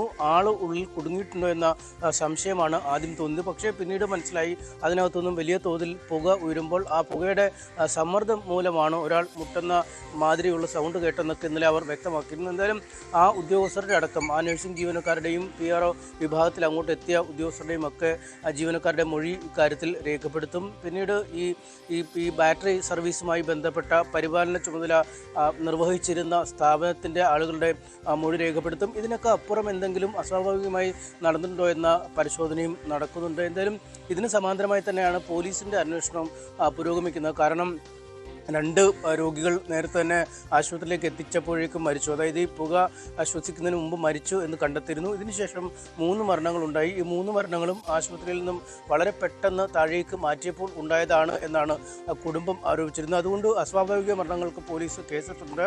ആ പോലീസ് അന്വേഷണവുമായി ബന്ധപ്പെട്ടും ഇക്കാര്യങ്ങളൊക്കെ വീണ്ടും പരിശോധിക്കപ്പെടും എന്നും ഉറപ്പാണ്. ഒപ്പം ഈ മരണങ്ങളെപ്പറ്റി അന്വേഷിക്കുന്നതിനുള്ള ഒരു വിദഗ്ധ പാനലടങ്ങിയ ഡോക്ടർമാരുടെ സംഘത്തെ നിയോഗിക്കും എന്ന് ഇന്നലെ മന്ത്രി വീണ ജോർജ് അറിയിച്ചിരുന്നു. ആ സംഘത്തിൻ്റെ ഒരു രൂപീകരണം ഉണ്ടാവും. കോഴിക്കോട് മെഡിക്കൽ കോളേജിന് പുറത്തുള്ള ഡോക്ടർമാരാവും ഉണ്ടാവും. അത് കേവലം ഈ മെഡിസിൻ വിഭാഗത്തിൽ മാത്രമല്ല, ബയോമെഡിക്കൽ എഞ്ചിനീയറിംഗിലെ വിദഗ്ധരടക്കമുള്ളവർ. കാരണം ഈ സ്കാനിങ് മെഷീനുമായി ബന്ധപ്പെട്ടൊക്കെയുള്ള പ്രശ്നങ്ങളുള്ളതുകൊണ്ട് തന്നെ അത്തരം വിദഗ്ധരെ കൂടി ഉൾപ്പെടുത്തിയാവും കാര്യങ്ങൾ നടക്കുക. എന്തായാലും ആശ്വാസമുള്ളൊരു കാര്യം, മെഡിക്കൽ കോളേജിലെ വൈദ്യുതി ബന്ധം ഇന്നലെ തന്നെ പുനഃസ്ഥാപിക്കാൻ കഴിഞ്ഞിരുന്നു. മറ്റ് സാങ്കേതികമായ പരിശോധന നടപടിക്രമങ്ങളൊക്കെ പൂർത്തിയായി. ഈ തകർന്ന പോയ അല്ലെങ്കിൽ പൊട്ടി തകർന്ന ഈ UPS ബാറ്ററിക്ക് പകരമായി ബാറ്ററി എത്തിച്ച് അവിടെ സാങ്കേതികമായുള്ള നടപടിക്രമങ്ങൾ പൂർത്തിയാക്കി വൈകാതെ ട്രയൽ റൺ പോലെയുള്ള കാര്യങ്ങൾ ആരംഭിക്കാൻ കഴിയുമെന്നൊരു പ്രതീക്ഷയുണ്ട്. ഒപ്പം ഇലക്ട്രിക്കൽ ഇൻസ്പെക്ടറേറ്റ് വിഭാഗവും അഗ്നിശമന സേനാ വിഭാഗവും കെട്ടിടം പൂർണ്ണമായി പരിശോധിച്ച് അതിൻ്റെ ഫിറ്റ്നസ് ഉറപ്പുവരുത്തി NOC നൽകിയാൽ മാത്രമാവും ഇനി അതിൻ്റെ ഈ കാഷ്വാലിറ്റിയുടെ പ്രവർത്തനം പുനരാരംഭിക്കാനാവുക. എന്തായാലും 1-2 ദിവസത്തിനുള്ളിൽ ഈ കാഷ്വാലിറ്റിയുടെ പ്രവർത്തനം പുനരാരംഭിക്കാൻ കഴിയുമെന്നൊരു പ്രതീക്ഷയാണുള്ളത്. ഇന്നലെ തന്നെ പല ഉപകരണങ്ങളും ഈ പഴയ കാഷ്വാലിറ്റി ബ്ലോക്കിലേക്ക് മാറ്റിയിരുന്നു. അവിടെ ആളുകളെ നോക്കാൻ ഇന്നു മുതൽ തന്നെ സജ്ജമാവും എന്നാണ് പ്രിൻസിപ്പൽ അറിയിച്ചിരിക്കുന്നത്. അനീഷ, ആരോഗ്യമന്ത്രി ഇന്നലെ അവിടെ എത്തിയിരുന്നു. ഇതുമായി ബന്ധപ്പെട്ട അന്വേഷണത്തിലൊക്കെ നേതൃത്വമൊക്കെ നൽകുന്നുണ്ട്. ഇപ്പോഴും ആരോഗ്യമന്ത്രി അവിടെ തുടരുകയാണോ? ആരോഗ്യമന്ത്രി ഇന്നലെ തന്നെ പോയിരുന്നു. അവർ വന്ന ശേഷം ഈ അവലോകന യോഗം നടത്തി ഈ അപകടത്തിനിടയാക്കിയ കാരണം, ഈ രോഗികളുടെ അവസ്ഥ, തുടർ ചികിത്സ എങ്ങനെ നൽകണം, എപ്പോൾ ആശുപത്രിയുടെ പ്രവർത്തനം പുനരാരംഭിക്കാൻ പഴയ രീതിയിൽ പറ്റും എന്നീ കാര്യങ്ങളിലൊക്കെ വിശദമായി ചർച്ച നടത്തിയ ശേഷം ഇന്നലെ തന്നെ അവർ മടങ്ങിയിരുന്നു. മറ്റ് സാങ്കേതിക നടപടിക്രമങ്ങളാണ് ഇനി മുന്നോട്ട് പോകേണ്ടത്. പ്രത്യേകിച്ചും ഈ വൈദ്യുതി ബന്ധം പുനഃസ്ഥാപിക്കപ്പെട്ടിരിക്കുന്നു. ഇനി മറ്റ് ലഭ്യമാവേണ്ട അനുമതികൾ ഓരോന്നായി ഈ അഗ്നിശമന സേനാ വിഭാഗത്തിൽ നിന്നും ഇലക്ട്രിക്കൽ ഇൻസ്പെക്ടറേറ്റിൽ നിന്നുമൊക്കെ ലഭ്യമാവേണ്ട അനുമതികൾ ലഭ്യമാവുന്ന മുറയ്ക്ക് ആശുപത്രിയുടെ പ്രവർത്തനം വീണ്ടും പുനരാരംഭിക്കും. മറ്റ് സാങ്കേതികമായ നടപടിക്രമങ്ങളാണ് പുരോഗമിച്ചിട്ടുണ്ടെങ്കിൽ പ്രത്യേകിച്ചും ഈ ഫോറൻസിക്കുമായി ബന്ധപ്പെട്ട പരിശോധനയും ഈ അതത് വകുപ്പുകളുമായി ബന്ധപ്പെട്ട പരിശോധനകളൊക്കെ നടത്തുക. ഒപ്പം ഈ മരണങ്ങൾ ഈ ആശുപത്രിയിൽ ഈ തീപിടുത്തം ഉണ്ടായപ്പോൾ നടത്തിയ മാറ്റത്തെ തുടർന്ന്, അതായത് വെന്റിലേറ്ററിലും മറ്റുമൊക്കെ ഇരുന്ന രോഗികളെ മാറ്റിയപ്പോഴാണോ സംഭവിച്ചതെന്നതിനെക്കുറിച്ചുള്ളൊരു അന്വേഷണം വിദഗ്ധ സംഘം നടത്തും. പ്രത്യേകിച്ചും അത് കേസ് ഷീറ്റിലൊക്കെ അക്കാര്യം രേഖപ്പെടുത്തിയിട്ടുണ്ടാകും. കാരണം നേരത്തെ സ്റ്റേബിൾ ആയ ഒരു രോഗിയെ താഴേക്ക് കൊണ്ടുപോയപ്പോഴാണ് മരണം സംഭവിച്ചെങ്കിൽ അതിൻ്റെ സമയം കൃത്യമായി ആ കേസ് ഷീറ്റിൽ രേഖപ്പെടുത്തും. പല രോഗികളെയും ഡോക്ടർമാർ വന്ന് മരണം സർട്ടിഫൈ ചെയ്തിരുന്നുവെന്ന് ബന്ധുക്കൾ തന്നെ പറയുന്ന ഒരു സാഹചര്യമുണ്ട്. അതുകൊണ്ട് ഈ സമയക്രമം നോക്കുമ്പോൾ അത് മനസ്സിലാക്കാൻ കഴിയും. എന്തായാലും സാങ്കേതികമായ നടപടിക്രമങ്ങളാണ് ഇപ്പോൾ മുന്നോട്ട് പോകുന്നത്. അതുകൊണ്ട് തന്നെ മന്ത്രി ഇന്നലെ മടങ്ങിയിരുന്നു. പ്രിൻസിപ്പൽ അടക്കമുള്ള ആളുകൾ സ്ഥിതിഗതികൾ വിലയിരുത്തി വരുന്നു. പോലീസിൻ്റെ ഒരു ഇടപെടൽ കൃത്യമായുണ്ട്. ആ കാര്യങ്ങളൊക്കെ ആ രീതിയിൽ മുന്നോട്ട് പോകുന്നു. ഒപ്പം ഈ മറ്റ് സ്വകാര്യ ആശുപത്രികളിൽ ചികിത്സയിൽ കഴിയുന്നവരുമായി ബന്ധപ്പെട്ട് അതത് ഡിപ്പാർട്ട്മെൻറ്റുകളിലെ ഡോക്ടർമാർ ബന്ധപ്പെടുമെന്നാണ് അറിയിച്ചിരിക്കുന്നത്. ഇന്നലെ ഒരു സ്വകാര്യ ആശുപത്രിയിൽ നിന്ന് പേരാമ്പ്ര സ്വദേശിയായ ഒരാൾക്ക് കനത്ത ബില്ല്, ഏതാണ്ട് 40,000 രൂപയോളം വരുന്ന ഒരു ബില്ല് നൽകിയിരുന്നു. കാരണം ഈ അപകടം നടന്ന സമയത്ത് ഈ ബന്ധുക്കളുടെ നിർദ്ദേശപ്രകാരമോ അല്ലെങ്കിൽ രോഗികളുടെ നിർദ്ദേശപ്രകാരമോ ഒന്നുമല്ല ആശുപത്രികളിലേക്ക് മാറ്റിയത്. ഓരോ ആളുടെയും സ്ഥിതിഗതി എത്ര മാത്രം ഗുരുതരമാണ് എന്ന് വിലയിരുത്തിയ ശേഷം ഈ ആംബുലൻസ് ഡ്രൈവർമാരും ഒപ്പം ഉണ്ടായിരുന്ന മെഡിക്കൽ സ്റ്റാഫുമൊക്കെയാണ് പെട്ടെന്ന് അവരെ ഉചിതമായ ചികിത്സ കിട്ടുന്ന ഇടത്തേക്ക് മാറ്റിയത്. അതുകൊണ്ട് ആളുകൾ പണം നോക്കിയല്ല ആ ഘട്ടത്തിൽ അത്തരം ആശുപത്രികളിലേക്ക് പോയത്. എന്തായാലും ഈ പണമില്ലാത്തതിൻ്റെ പേരിൽ ഒരാളെയും ആശുപത്രികളിൽ പിടിച്ചു വെക്കാനുള്ള ഒരു ഇടപെടൽ ഉണ്ടാക്കില്ല. ഒപ്പം ഈ ആശുപത്രികളിൽ നിന്നും ഈ മെഡിക്കൽ കോളേജ് ആശുപത്രിയിലേക്ക് മടങ്ങി വരേണ്ടവർക്ക് ഉടൻ തന്നെ വരാം. അതിനുള്ള അതാണ് ഈ സ്വകാര്യ ആശുപത്രികളിൽ ചികിത്സയിലുള്ളവരുടെ ഈ ബില്ലുമായി ബന്ധപ്പെട്ട് അവരുടെ ചികിത്സാ ചെലവുകൾ സർക്കാർ ഏറ്റെടുക്കും എന്നുള്ളത് നേരത്തെ അറിയിച്ച കാര്യമാണ്. പക്ഷെ അതുമായി ബന്ധപ്പെട്ട ഔദ്യോഗികമായ ഒരു അറിയിപ്പ് ഈ സ്വകാര്യ ആശുപത്രികളിൽ എത്തിയിട്ടില്ല എന്നുള്ള ഒരു സാഹചര്യം കൂടിയില്ലേ? അതിനൊരു തീരുമാനമായിട്ടുണ്ടോ?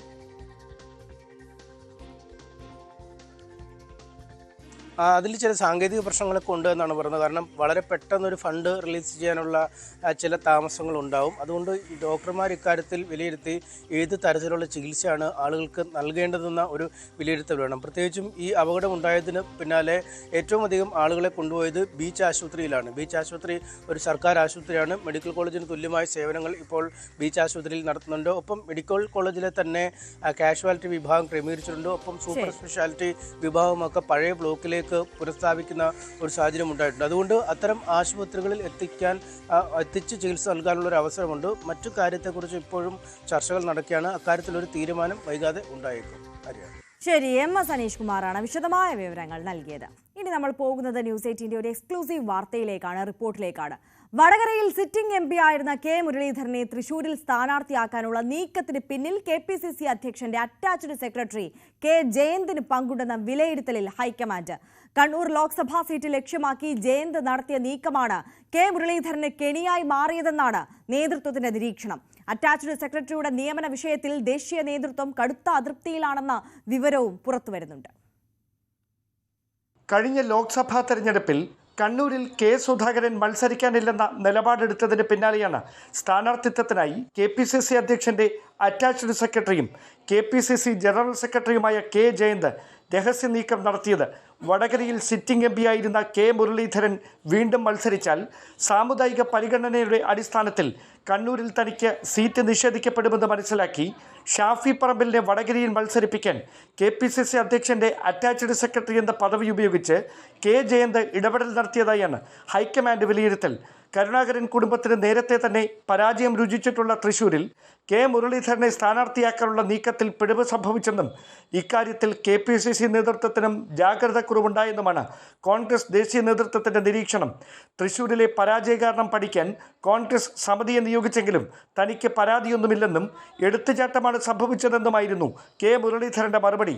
അതേസമയം KPCC അധ്യക്ഷനെ സഹായിക്കാൻ സംഘടനാകാരി general secretary, KPCC office secretary തുടങ്ങിയ പദവികൾ നിലനിൽക്കെ അറ്റാച്ച്ഡ് സെക്രട്ടറി എന്ന തസ്തിക സൃഷ്ടിച്ചത് തെറ്റായ കീഴ്വഴക്കമാണെന്നും മുതിർന്ന നേതാക്കളിൽ നിന്നുൾപ്പെടെ ഇത് വിമർശനങ്ങൾ ക്ഷണിച്ചു വരുത്തിയെന്നുമാണ് ഹൈക്കമാൻഡ് നിലപാട്. KPCC അധ്യക്ഷൻ രാഷ്ട്രീയമായി പ്രതിരോധത്തിലായ ഘട്ടങ്ങളിൽ അറ്റാച്ച്ഡ് സെക്രട്ടറി മൗനം തുടർന്നെന്നും പാർട്ടിക്കെതിരായ രാഷ്ട്രീയ എതിരാളികളുടെ സംഘടിതമായ നീക്കങ്ങൾ ചെറുക്കാൻ രണ്ടാം നിരയെ വളർത്തിയെടുക്കുന്നതിൽ വീഴ്ച സംഭവിച്ചെന്നുമാണ് ഹൈക്കമാൻഡിന്റെ വിമർശനം. വിശ്വസ്തരെ ഒപ്പം നിർത്തുന്നതിൽ കെ സുധാകരന് പിഴവ് സംഭവിച്ചെന്നും ഈ പശ്ചാത്തലത്തിൽ സംഘടനാ പ്രവർത്തനങ്ങൾ ഏകോപിപ്പിക്കാൻ അടിയന്തര ഇടപെടൽ നടത്താനുമാണ് KPCC അധ്യക്ഷന് ഡൽഹിയിലെ കൂടിക്കാഴ്ചയിൽ കോൺഗ്രസ് ദേശീയ നേതൃത്വം നൽകിയിരിക്കുന്ന മുന്നറിയിപ്പ്. Dan Kurian, news 18, Thiruvananthapuram. Dan Kurian തന്നെ കൂടുതൽ വിശദാംശങ്ങളുമായി നമുക്കൊപ്പം ചേരുകയാണ്. ഡാൻ, ഈ തൃശ്ശൂരിൽ സംഭവിച്ച വീഴ്ച അതിന് ഒരേ ഒരു കാരണക്കാരൻ കെ ജയന്ത് എന്നുള്ള ഒരു വിലയിരുത്തലിലേക്കാണ് എത്തിയിരിക്കുന്നത്? അതോടൊപ്പം കെ സുധാകരന് ഈ വിഷയവുമായി ബന്ധപ്പെട്ട് യാതൊരു അറിവുമില്ല എന്നാണോ ഈ ഘട്ടത്തിൽ വിലയിരുത്തേണ്ടത്?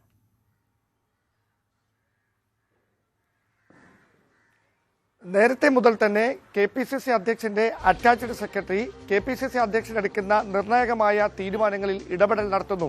ബ്ലോക്ക് ഭാരവാഹികളെ ഏതാണ്ട് 280-ലധികം ബ്ലോക്ക് ഭാരവാഹികളെ നിയമിക്കുന്ന ഘട്ടത്തിൽ ഉൾപ്പെടെ ലിസ്റ്റിൽ ഉൾപ്പെട്ട പേരുകൾ വെട്ടി തനിക്ക് വേണ്ടപ്പെട്ടവരെ ഈ ലിസ്റ്റിൽ തിരികെ കയറ്റാനുള്ള ശ്രമം നടത്തി. അങ്ങനെ തിരുവനന്തപുരം ജില്ലയിലടക്കം അത് വലിയ വിവാദങ്ങൾക്ക് വഴിവെക്കുന്ന സാഹചര്യമൊക്കെ ഉണ്ടായിരുന്നു.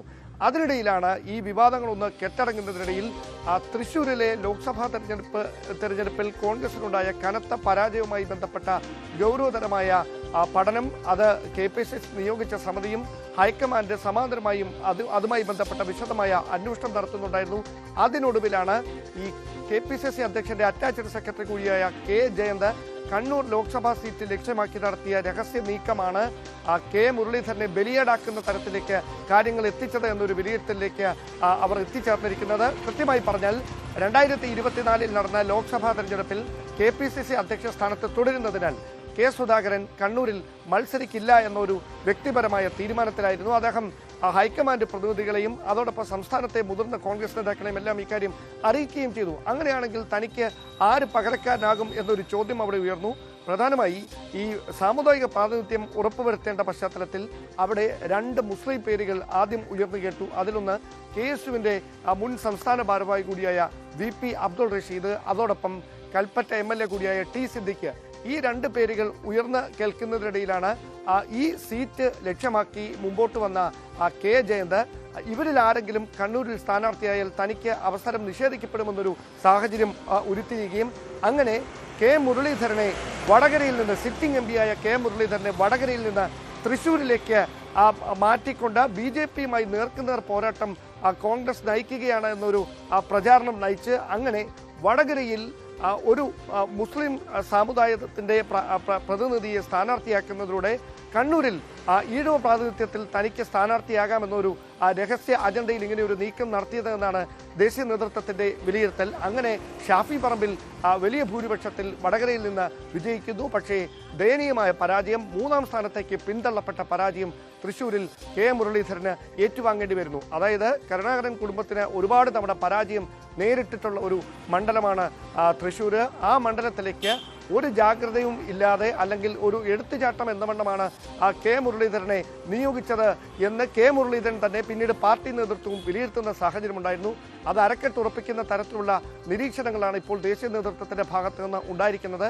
മാത്രവുമല്ല KPCC അധ്യക്ഷൻ പ്രതിരോധത്തിലായ നിരവധി രാഷ്ട്രീയ സാഹചര്യങ്ങളിൽ ഈ അറ്റാച്ച്ഡ് സെക്രട്ടറി എന്ന പദവി കൃത്യമായി ഉപയോഗിക്കാതെ മൗനം തുടരുകയായിരുന്നു K. ജയന്തെന്നും 2ാം നിരയെ വാർത്തെടുക്കുന്നതിലും പാർട്ടിയെ പ്രതിരോധത്തിലാക്കുന്ന ഘട്ടങ്ങളിൽ അതിനെതിരെ രംഗത്ത് വരുന്നതിലടക്കം വീഴ്ച സംഭവിച്ചിട്ടുണ്ട് എന്നൊരു വിലയിരുത്തൽ കൂടി ദേശീയ നേതൃത്വത്തിന്റെ ഭാഗത്തുനിന്നുണ്ടായി. കഴിഞ്ഞ ദിവസം നടന്ന കൂടിക്കാഴ്ചയിലടക്കം കൃത്യമായി KPCCയുടെ പ്രവർത്തനങ്ങൾ ഏകോപിപ്പിക്കുന്നതിൽ കുറച്ചുകൂടി ജാഗ്രത വേണം.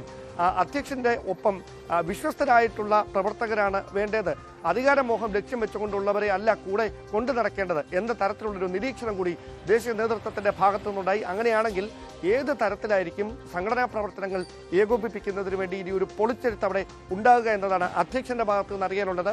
ഈ ഒരു വിഷയത്തിൽ K. മുരളീധരന് ഇത് സംബന്ധിച്ച അറിവ് ലഭിച്ചിരുന്നെന്നും എന്നാൽ മുരളീധരൻ ഇതുമായി ബന്ധപ്പെട്ട ഒരു ഔദ്യോഗികമായി പരാതി നൽകാൻ തയ്യാറാകാതിരുന്നത് KPCC അധ്യക്ഷൻ പ്രതിരോധത്തിലാകാതിരിക്കാനുമാണ് എന്ന വിവരങ്ങൾ കൂടി പുറത്തു വരുന്നു. ഈ വാർത്തയോട് K. മുരളീധരൻ ഇനി എങ്ങനെ പ്രതികരിക്കുമെന്നാണ് അറിയാനുള്ളത്. ഒരുപക്ഷെ അദ്ദേഹം പാർട്ടിയെ വെട്ടിലാക്കുന്ന ഒരു പ്രസ്താവന നടത്തിയില്ലെങ്കിൽ കൂടി നമ്മളിപ്പോൾ പുറത്തുവിടുന്ന ഈ വാർത്ത കോൺഗ്രസ് രാഷ്ട്രീയത്തിൽ പ്രത്യേകിച്ച് കോൺഗ്രസിന്റെ മുതിർന്ന നേതാക്കൾക്കിടയിൽ സജീവ ചർച്ചയായി മാറുമെന്ന കാര്യത്തിൽ സംശയമൊന്നും വേണ്ട. എന്തായാലും മുരളീധരൻ ഈ വിഷയത്തിൽ നടത്തുന്ന പ്രതികരണമായിരിക്കും ഏറ്റവും രാഷ്ട്രീയ പ്രസക്തമായി മാറുക. തീർച്ചയായും ഡാൻ സൂചിപ്പിച്ചതുപോലെ തന്നെ ഈ വിഷയത്തോടെ എങ്ങനെ K. മുരളീധരൻ പ്രതികരിക്കും, ഈ വാർത്തയോടെ എങ്ങനെ പ്രതികരിക്കും എന്നുള്ളതാണ് ആകാംക്ഷയോടെ രാഷ്ട്രീയ കേരളം ഇനി ഉറ്റുനോക്കുക. ഡാൻ ഇപ്പോൾ സൂചിപ്പിച്ചതുപോലെ തന്നെ ഇത് കോൺഗ്രസിന്റെ ആഭ്യന്തര വിഷയമാണ്. ഇത് പരസ്യമായി സമ്മതിക്കാൻ പാർട്ടി നേതൃത്വം തയ്യാറാകുമോ? ഇത്തരത്തിലൊരു വിലയിരുത്തലൊക്കെ ഹൈക്കമാൻഡിന്റെ ഭാഗത്തു നിന്ന് ഉണ്ടായി. അന്വേഷണം നടക്കുന്നതുമായി ബന്ധപ്പെട്ടിട്ടൊക്കെ പരസ്യമായി പ്രതികരിക്കാനും സ്ഥിരീകരിക്കാനും നേതൃത്വം തയ്യാറാകുമോ? ഒരു നടപടി ഉടനടി പ്രതീക്ഷിക്കണമോ ജയന്തിനെതിരെ?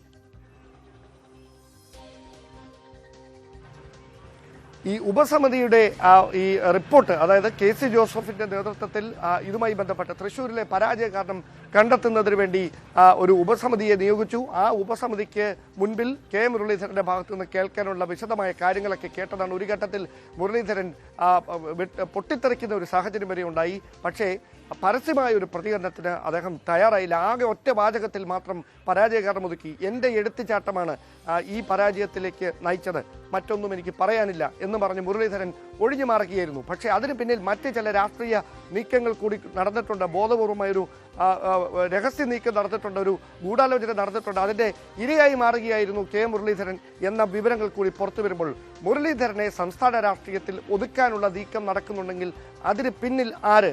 ഏതെങ്കിലും മുതിർന്ന നേതാക്കളുടെ, പ്രമുഖ നേതാക്കളുടെ അറിവോടെയാണോ മുരളീധരനെ സൈഡ് ലൈൻ ചെയ്യുന്നതിനുള്ള നീക്കം കോൺഗ്രസിൽ നടക്കുന്നത് എന്ന കാര്യങ്ങളിലേക്ക് കൂടി ചർച്ചകൾ മാറുമെന്ന കാര്യത്തിൽ സംശയമൊന്നും വേണം. തീർച്ചയായും ഡാൻ കുര്യനാണ് വിശദാംശങ്ങൾ നൽകിയത്. വളരെ പ്രധാനപ്പെട്ട ഒരു രാഷ്ട്രീയ വാർത്തയാണ് ഈ ഘട്ടത്തിൽ ന്യൂസ് 18 കേരളം പുറത്തു കൊണ്ടുവരുന്നത്. വടകരയിൽ സിറ്റിംഗ് MP ആയിരുന്ന കെ മുരളീധരനെ തൃശൂരിൽ സ്ഥാനാർത്ഥിയാക്കാനുള്ള നീക്കത്തിന് പിന്നിൽ KPCC അധ്യക്ഷന്റെ അറ്റാച്ച്ഡ് സെക്രട്ടറി കെ ജയന്തിന് പങ്കുണ്ടെന്ന വിലയിരുത്തലിൽ ഹൈക്കമാൻഡ് എത്തിയിരിക്കുന്നു എന്നുള്ളതാണ്. കണ്ണൂർ ലോക്സഭാ സീറ്റ് ലക്ഷ്യമാക്കി ജയന്ത് നടത്തിയ നീക്കമാണ് കെ മുരളീധരന് കെണിയായി മാറിയതെന്നാണ് നേതൃത്വത്തിന്റെ നിരീക്ഷണം. അറ്റാച്ച്ഡ് സെക്രട്ടറിയുടെ നിയമന വിഷയത്തിൽ ദേശീയ നേതൃത്വം കടുത്ത അതൃപ്തിയിലാണെന്ന വിവരം കൂടിയുണ്ട്. ഇനി ഈ വിഷയത്തിൽ എങ്ങനെ പാർട്ടി നേതൃത്വമടക്കം കെ മുരളീധരനും അടക്കം പ്രതികരിക്കും എന്നുള്ളതാണ് രാഷ്ട്രീയ കേരളം ആകാംക്ഷയോടെ ഉറ്റുനോക്കുന്നത്. ഇതുമായി ബന്ധപ്പെട്ട വിശാലമായ ചർച്ചയിലേക്ക് നമ്മൾ വരും ബുള്ളറ്റിനുകളിലും കടക്കും. ഡാൻ കുര്യനാണ് വിശദാംശങ്ങൾ നൽകിയത്. പാറശാല അമ്പൂരി കാരിക്കുഴിയിൽ അച്ഛൻ മകനെ കുത്തിക്കൊന്നു. കുന്നത്തുമല സ്വദേശി മനോജാണ് കൊല്ലപ്പെട്ടത്. മനോജിന്റെ അച്ഛൻ വിജയൻ കീഴടങ്ങി. വസ്തുതർക്കത്തെ തുടർന്നുള്ള കുടുംബ വഴക്കാണ് കൊലപാതക കാരണം എന്നാണ് വിലയിരുത്തൽ. അരുൺ മോഹൻ കൂടുതൽ വിവരങ്ങളുമായി ചേരുകയാണ്. അരുൺ, എന്തായിരുന്നു ഇവർ തമ്മിൽ സ്ഥിരമായി ഇത്തരത്തിൽ തർക്കവും വഴക്കും ഒക്കെ ഉണ്ടാകുന്ന ഒരു സാഹചര്യമായിരുന്നു? എന്താണ് പോലീസ് പറയുന്നത്? ആര്യ, പാറശാല അമ്പൂരിയിലെ ആദിവാസി സെറ്റിൽമെന്റിലാണ് ഊരിനെ നടുക്കിയ ഒരു കൊലപാതകം ഇന്നലെ രാത്രിയോട് അരങ്ങേറിയത്. നമുക്ക് ഇപ്പോൾ സൂചിപ്പിച്ചതുപോലെ അച്ഛൻ മകനെ കൊലപ്പെടുത്തുകയായിരുന്നു. മനോജ് എന്ന 29കാരനാണ് കൊല്ലപ്പെട്ടത്. അച്ഛൻ വിജയൻ കൃത്യത്തിന് ശേഷം ആദ്യം ഊരിലെ ഫോറസ്റ്റ് ഓഫീസിൽ എത്തി കീഴടങ്ങുകയായിരുന്നു എന്നാണ് നമുക്ക് മനസ്സിലാക്കാൻ കഴിഞ്ഞത്. തുടർന്ന് നെയ്യാർ ഡാം പോലീസിലേക്ക് ഇദ്ദേഹത്തിനെ കൈമാറി. ഗുരുതരമായി പരിക്കേറ്റിരുന്ന മനോജിനെ നാട്ടുകാരും ഊരുവാസികളും ചേർന്ന് തിരുവനന്തപുരം മെഡിക്കൽ കോളേജ് എത്തിച്ചെങ്കിലും മരണം സ്ഥിരീകരിക്കുകയായിരുന്നു. ഇപ്പോൾ അദ്ദേഹത്തിന്റെ മൃതദേഹം മെഡിക്കൽ കോളേജ് മോർച്ചറിയിലേക്ക് മാറ്റിയിട്ടുണ്ട്. നമുക്ക് മനസ്സിലാക്കുന്നതനുസരിച്ച് ഇവർ തമ്മിൽ കുടുംബവഴക്ക്, വസ്തുവിനെ ചൊല്ലിയുള്ളൊരു കുടുംബവഴക്ക് ഉണ്ടാവുകയായിരുന്നു ഇന്നലെ രാത്രി. തുടർന്നായിരുന്നു ഇത്തരത്തിലൊരു ആക്രമണത്തിലേക്കും തുടർന്ന് കൊലപാതകത്തിലേക്കും കലാശിച്ചത്. എന്തായാലും ഇപ്പോൾ വിജയൻ നെയ്യാർ ഡാം പോലീസ് കസ്റ്റഡിയിലാണ്. പോലീസ് കേസെടുത്ത് അന്വേഷണം ആരംഭിച്ചു വരുന്നു. ആര്യ, തീർച്ചയായും അരുൺ മോഹനാണ് വിവരങ്ങൾ നൽകിയത്. അമ്പൂരിയിലാണ് അച്ഛൻ മകനെ വസ്തുതർക്കത്തിന്റെ പേരിൽ കൊലപ്പെടുത്തിയിരിക്കുന്നത്. മലയാളത്തിലെ പ്രമുഖ നടനെതിരെ ലിസ്റ്റിൻ സ്റ്റീഫൻ നടത്തിയ പ്രസ്താവനയിൽ പ്രതികരിക്കാത്ത സിനിമാ സംഘടനകൾ. നടന്റെ പേര് പറയാത്തതിൽ വലിയ വിമർശനം ഉയരുമ്പോഴും സിനിമാ സംഘടനകൾ ഔദ്യോഗികമായി പ്രതികരിച്ചിട്ടില്ല. ലിസ്റ്റിൻ സ്റ്റീഫനെതിരെ സാന്ദ്ര തോമസ് രംഗത്ത് വന്നിരുന്നു. പേര് പറയാതെ ആരോപണങ്ങൾ ഉന്നയിച്ചതിന് പ്രൊഡ്യൂസേഴ്സ് അസോസിയേഷനിൽ നിന്ന് പുറത്താക്കണമെന്ന് സാന്ദ്ര ആവശ്യപ്പെട്ടു. വിവരങ്ങളുമായി കൊച്ചിയിൽ നിന്ന് ആജ്ഞ രവീന്ദ്രൻ നമുക്കൊപ്പം ചേരുകയാണ്. ആജ്ഞ, വെരി ഗുഡ് മോർണിംഗ്. വിവാദങ്ങളുടെ സിനിമാ ലോകത്ത് ഏറ്റവും ഒടുവിലായി വന്നിട്ടുള്ള ഒരു വിവാദമായിരുന്നു ഈ ലിസ്റ്റിൻ സ്റ്റീഫന്റെ ഭാഗത്തു നിന്നുണ്ടായ പരാമർശം. അത് പ്രമുഖ നടൻ എന്നുള്ള നിലയിലാണ് ലിസ്റ്റിൻ പറഞ്ഞതെങ്കിലും ന്യൂസ് 18 ആദ്യം തന്നെ അത് നിവിൻ പോളിയാണ് ലിസ്റ്റിൻ ഉദ്ദേശിച്ച ആ താരം എന്നുള്ളത് പ്രേക്ഷകരിലേക്ക് എത്തിച്ചതാണ്. ഈ പേരുമായി ബന്ധപ്പെട്ട് അത് നിവിൻ തന്നെയാണ് എന്നുള്ള വാർത്തകളൊക്കെ ഇങ്ങനെ പ്രചരിക്കുന്ന ഘട്ടത്തിലും എന്തുകൊണ്ടാണ് സിനിമാ സംഘടനകളൊക്കെയും മൗനം തുടരുന്നത്? സാന്ദ്ര തോമസിന്റെ പരാതിയിൽ എന്തെങ്കിലും നടപടി ഉണ്ടാകുമോ?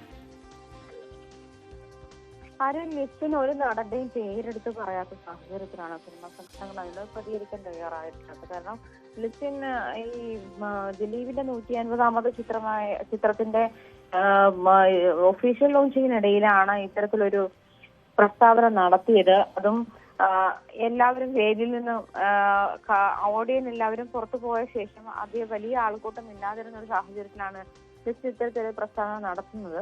അത് മലയാളത്തിലെ ഒരു പ്രധാന നടൻ വലിയ തെറ്റ് ചെയ്തു തുടങ്ങിയിട്ടുണ്ട്. അത് ഒരു മാലപ്പടക്കം പോലെ വ്യാപിക്കാനുള്ള സാധ്യതയുണ്ട് എന്നാണ് ലിസ്റ്റിൻ പറഞ്ഞത്. ആ തരത്തില് ഈ നടൻ ആരാണെന്ന് ഞാൻ പറയുന്നില്ല, അത് അദ്ദേഹത്തിന് മനസ്സിലായിട്ടുണ്ടാകും എന്നായിരുന്നു പ്രസ്താവന. അതേ തുടർന്ന് നിവിൻ പോളി ലിസ്റ്റ് സ്റ്റേഷനെ അൺഫോളോ ചെയ്യുകയും ചെയ്തിരുന്നു. ബേബി ഗേൾ എന്ന സിനിമയുടെ ലിസൺ സ്റ്റീഫൻ നിർമ്മിക്കുന്ന ബേബി ഗേൾ എന്ന സിനിമയിലാണ് നിവിൻ പോളി നായകനായിട്ടുള്ളത്. അതിൽ നിന്നും മറ്റൊരു സിനിമയിലേക്ക് അതിനിടയിൽ പോയി അഭിനയിച്ചു എന്നുള്ളതാണ് ലിസിന്റെ പരാതി എന്നാണ് മനസ്സിലാക്കാൻ കഴിയുന്നത്. അതേസമയം നിവിൻ പോളിയുടെ ഭാഗത്ത് തെറ്റൊന്നുമില്ല എന്നുള്ള തരത്തിലുള്ള സ്ക്രീൻഷോട്ടുകളും ഒരു മെസ്സേജിന്റെ സ്ക്രീൻഷോട്ട് നിവിൻ പോളിയുടെ അടുത്ത വൃത്തങ്ങളുടേതാണ് എന്ന തരത്തിലൊരു സ്ക്രീൻഷോട്ട് ഇപ്പോൾ പ്രചരിക്കുന്നുണ്ട്. അതിൽ പറയുന്നത് നിവിൻ പോളി കുറ്റക്കാരനല്ല. ബേബി ഗേളിന്റെ ഷൂട്ട് കഴിഞ്ഞതിന് ശേഷം ഇടയ്ക്ക് ബ്രേക്ക് ഉണ്ടായിരുന്നു. അതിലാണ് നിവിൻ പോളി മറ്റൊരു സിനിമയുമായി കമ്മിറ്റ് ചെയ്തത്. ലിസൺ സ്റ്റീഫന്റെ സിനിമയെ ബാധിക്കുന്ന അല്ലെങ്കിൽ ഷൂട്ടിനെ ബാധിക്കുന്ന തരത്തിലൊന്നും നിവിൻ പോളി ചെയ്തിട്ടില്ല എന്ന് തന്നെയാണ്.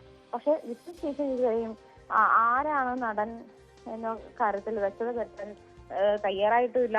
അതുപോലെ തന്നെ ലിസൺ സ്റ്റീഫൻ ആ കാര്യത്തിൽ വ്യക്തത വരുത്താത്തത് കൊണ്ട് തന്നെ അതിനെ ഒരു വലിയ പ്രശ്നമായി ഏറ്റെടുക്കാൻ സിനിമാ സംഘടനകൾ തയ്യാറുമല്ല.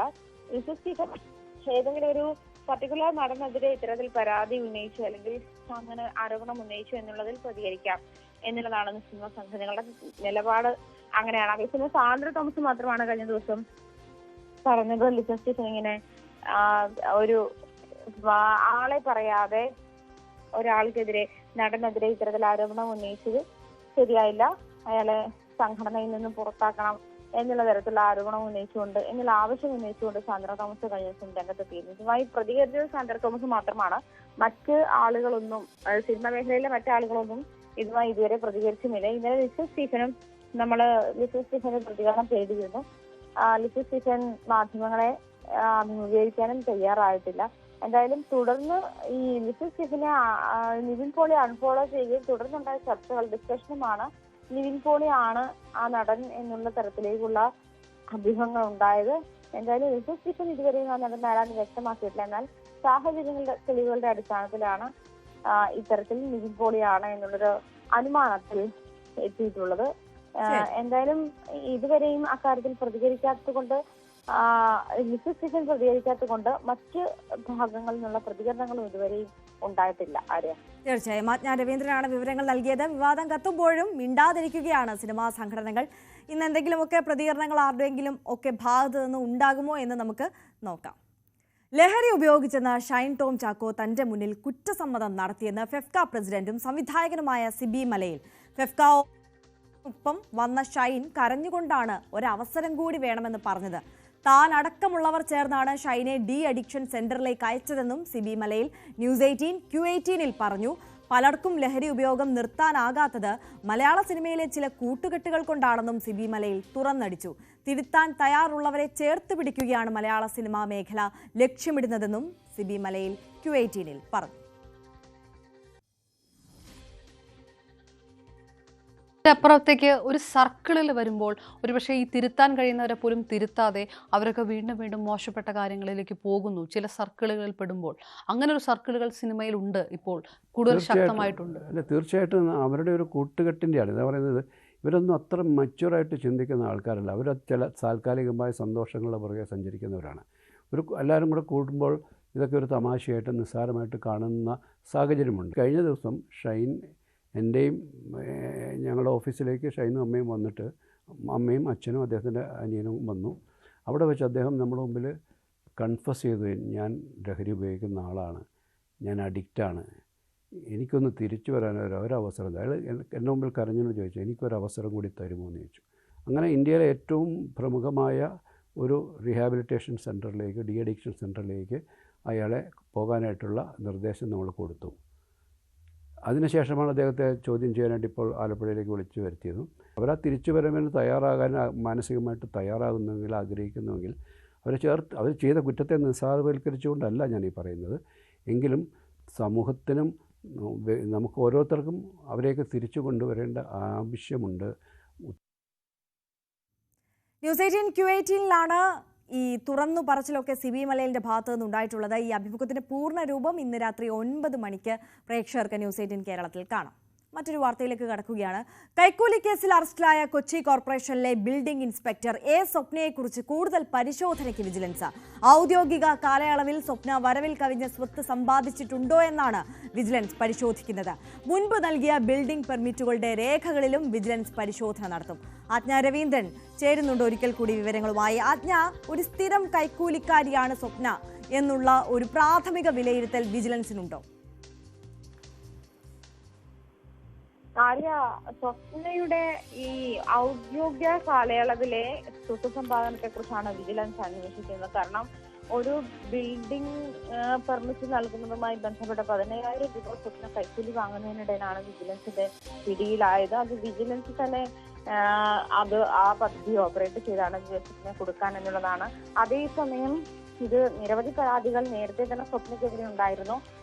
ഇത്തരം അന്വേഷണങ്ങളും സ്വപ്നയ്ക്കെതിരെ ഉണ്ടായിരുന്നു എന്നാണ് മനസ്സിലാക്കാൻ കഴിയുന്നത്. ഇതേ തുടർന്ന് അതായത് വിജിലൻസ് സ്വപ്ന അവരുടെ വീട്ടിലേക്ക് പോകുന്ന കുഞ്ഞുങ്ങളുമായി അവരുടെ വീട്ടിലേക്ക് പോകുന്ന സമയത്താണ് ഈ വിജിലൻസ് തടഞ്ഞു നിർത്തുകയും അത് സ്വപ്നയെ അറസ്റ്റ് ചെയ്യുകയും ചെയ്യുന്ന ഒരു സാഹചര്യത്തിലേക്ക് മാറിയത്. ഇതേ തുടർന്ന് സ്വപ്ന നൽകിയിട്ടുള്ള, അതായത് ഈ ബിൽഡിംഗ് ഇൻസ്പെക്ടർ ഇതിലേക്ക് വന്ന സമയത്ത് അതിന്റെ ഉത്തരവാദിത്തങ്ങളിലേക്ക് വന്ന ശേഷം സ്വപ്നം നൽകിയിട്ടുള്ള ബിൽഡിംഗ് പെർമിറ്റുകളുടെ ഡീറ്റെയിൽസ് ആണ് വിജിലൻസ് ഇപ്പോൾ പരിശോധിച്ചുകൊണ്ടിരിക്കുന്നത്.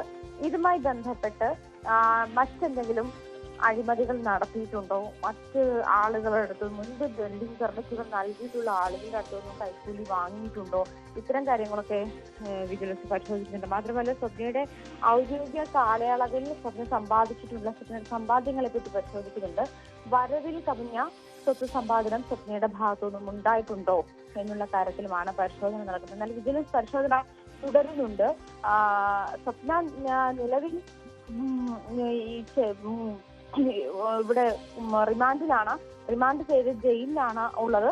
അത് മാത്രമല്ല സ്വപ്നയെ കഴിഞ്ഞ ദിവസം സസ്പെൻഡ് ചെയ്യുകയും ചെയ്തിരുന്നു. എന്തായാലും സ്വപ്നയ്ക്കെതിരെയുള്ള നിയമ നടപടികൾ അത്തരത്തിൽ നടക്കുമ്പോഴും വിജിലൻസ് പരിശോധന ഈ ഒരു വശത്ത് ഊർജിതമായിരിക്കുന്ന ഒരു സാഹചര്യം കൂടിയാണ്. ആര്യ, തീർച്ചയായും ആജ്ഞ രവീന്ദ്രനാണ് വിവരങ്ങൾ നൽകിയത്.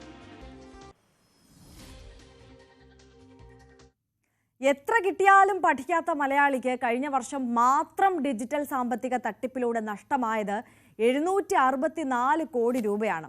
2024 ഓൺലൈൻ തട്ടിപ്പുമായി ബന്ധപ്പെട്ട് രജിസ്റ്റർ ചെയ്തത് 41,433 കേസുകൾ.